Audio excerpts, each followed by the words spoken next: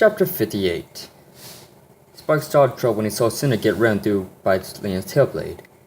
He turned away and began to vomit profusely. He felt so weak and helpless just watching his friends get their tails handed to them by the jerk who hurt his brother before and insulted their family. When he finally was able to stop himself, he heard the beating of wings overhead. He looked up to see the black dragon retreating across the sky, carrying Spyro with him. His shadow spread off on his body as he carried the unconscious Stella along with him. Sparks turned back to the campground and looked around. Flame and Amber were crumbled upon the ground. Tremor and Candace were nowhere to be seen. It was then Sparks' eyes fell upon Cinder. The black dragon lay motionless under a large oak tree, the blood singing dirt beneath her. "Cinder!" He shouted and flew over to her. He looked at the wound in her chest and nearly barfed again. "No! Gotta stay focused here. Cinder! Cinder! Wake up!" He heard rubbing scales and dragging his cheek. "Cinder! Come on, girl, you've got to wake up!" Cinder moaned slightly and her eyelids twitched faintly, but didn't open. "Cinder, come on!"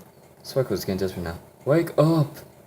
He drew his arm back and threw the hardest punch he could, motioning to the side of the dragon's muzzle. A rope of pain shot through his arm, and he clutched his throbbing fist. The dragonfly looked around the campsite. "Amber!" He snapped his fingers as an idea popped into his tiny head. He zipped up to her body and pushed her against her cheek. "Hey, Amber, get up! Let's go! We need your help right now!" The big dragon remained silent. "Wake up!" Sparks shouted at the top of his lungs. He reared back again and swung with all his might. His face connected with Amber's mouth and got stuck. "Son of a..." Sparks cussed. He struggled to free his hand from her nose.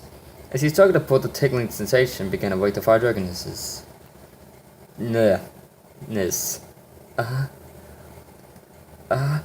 was beginning to return to consciousness.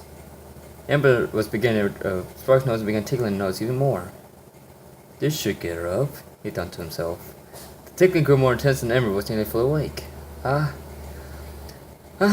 Amber's head began to raise up, carrying the dragonfly, still stuck in her nose.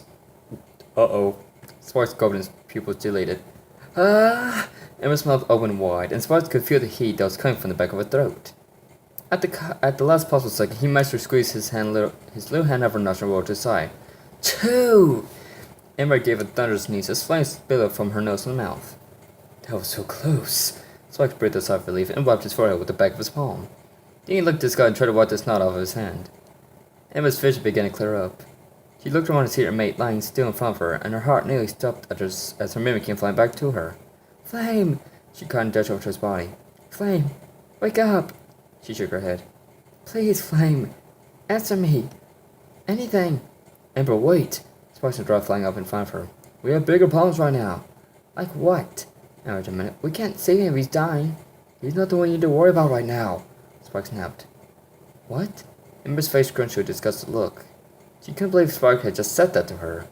The dragonfly flying across the campground center, and Amber's eyes grew wide. "Oh no." Her pulse shut off as she began to fall into shock. Hey! Sparks called and pinched Dragonus in the shoulder. Amber drew back to reality and stared down at him. "You work on Cinder. I'll try my best to get you a little hotshot to wake up.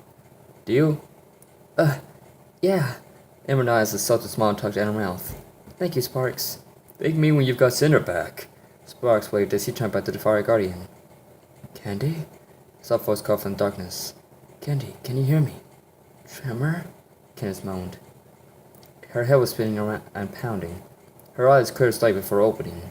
She saw her two blurry figures hovering over her head. One green, the other red. Good, she's starting to come too. "Huh? Tremor? What's going on?" Candace remembered. She clutched her throbbing head. "Easy now, Candy," Tremor whispered softly. "You rest a paw on top of her while giving her a gentle kiss on the forehead. You need to take it easy. You took quite a hit back there." "Huh?" Candace shook her head a bit as her vision started to clear. "Can you stand?" Tremor positioned himself beside her in case she needed help getting up. I think so," she groaned. Her body shook as she started to rise. "I gotcha." Tremor assured her as he stooped his shoulder underneath her for support. Candace took in a deep breath and exhaled a cloud of frost. She looked around to see Amber sitting on her haunches with Sparks hovering by her side. The pink dragon held Cinder's body in her arms, not making any sound whatsoever. Cinder took a step towards her and Flame cut her off with his wing. The other guardian looked at him and he shook his head. "What's going on?" Candace whispered worriedly, trying not to break Amber's concentration. "She's trying to save Cinder," Flame said sadly. Candace's heart sank. Any luck? She's been at it for over an hour. Flame turned back to its darkness. Her body shone in a faint golden glow. I think she might be able to pull Cinder through. Are you sure? Candace glanced at her friend's slim body. If anyone can, it's Amber. Yeah, Sherman nodded. I mean, she brought me back, didn't she? Candace smiled and leaned her head and shoulder. Point taken. So what do we do in the meantime? We wait. Flame sighed sadly. What for? Sherman demanded. Fleeing in the darkness of Spyro. We can't let them get their slimy hands, claws, and his powers. He looked back at Cinder.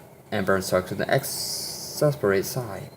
He sighed for tired as he looked back at Flame with a look of weak determination shining faintly in his eyes. I think some of us should go on ahead and deliver first strike to try and get Spyro back. The rest of you guys can follow when you're down here, and Sherman's son interrupted by a loud gasp. The three guys turned to see Cinder jerk straight up and cough hard, releasing the blood that still resided in her throat.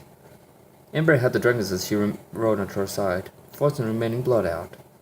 The puncture wound in her chest had stopped bleeding and was healing slower than it desired, but it was enough to keep her alive and awake.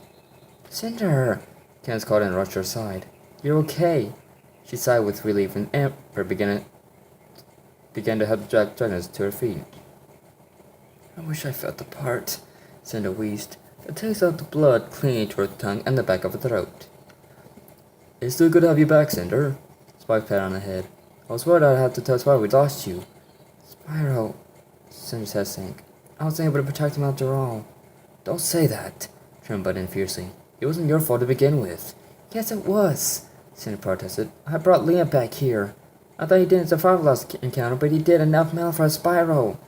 Trim glared at her and pressed nose to hers, displaying his full height. It wasn't your fault. He growled and backed off a step. And even if it was you, don't carry the entire blame. We all failed to protect Spyro. The other guy nodded shamefully. Yeah, Cinder, we're all in this together, Spike pointed out. No matter how much danger you guys interact, I've never let you guys before. Exactly, Trevor nodded. So what's the plan? Flame asked, insinuating that Trevor was going to lead this operation. Trevor nodded, taking the key from the Fire Guardian. Cinder. He looked to her for advice. You said Mepho's head for miniatures forge, right? Yes, Cinder nodded. I'm sure that's where he's taking Spyro. And that's where we'll be going. Now I know Leon and Mepho aren't going to make this easy on us. There's no way we'll be able to just walk in and take Spyro back. He and those wolves are going to try and stop us every inch of the way. They're going to try and kill us before we even get into Spyro. But I'd say it's about time we show Leon and Mepho who they're dealing with. Trimmer puffed, his chest out to show his boldness. Now let's go get our friend back. Good idea, Cinder nodded approvingly. Let's go get Spyro back.